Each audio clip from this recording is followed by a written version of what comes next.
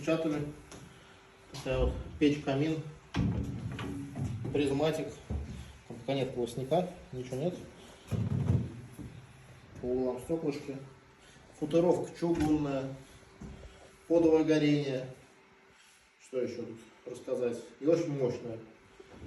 Я думаю, даже мы погорячились, наверное, может быть, для такого размера избы. Печь около 13 киловатт, мегаватт. Нормально, тепло зато будет. Ну да. И красиво. Ну, в общем, вот. Завтра установим.